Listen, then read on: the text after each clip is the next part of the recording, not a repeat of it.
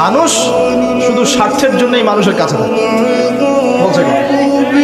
তিনি বলছেন তুমি যদি ভালোবাসাকে বাড়াতে চাও তাহলে মানুষের সাথে খুব বেশি মেলামেশা করতে যাও, একটু কম মেলামেশা করো, একটু দূরত্বে থাকো, তোমাকে মানুষ ভালোবাসবে। আর তুমি যদি খুব বেশি ডুব দাও না, তখন তোমার মূল্য আর ব্যক্তিত্ব নষ্ট হয়ে যাবে।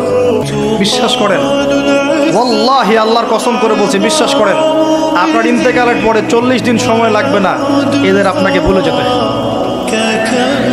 ওয়াল্লাহি আল্লাহর কসম করে বলছি, এই মানুষগুলোর কেউই আপনার প্রকৃত অর্থে আপন নন। আপনার অবস্থানকে তারা ভালোবাসে, আপনাকে তারা ভালোবাসে না। আপনাকে শুধু আপনার রব আল্লাহ ভালোবাসেন, আপনি তার উপর তাওয়াক্কুল করে হারাম ছেড়ে দেন, আপনাকে আল্লাহ বেহিসাব রিজিক দেবে ইনশাআল্লাহ। ওই যে একটা হাদিস আছে, নবীজি বলেছেন, যদি তোমার মধ্যে লজ্জা না থাকে, তোমার দ্বারা যে কোনো পাপ করা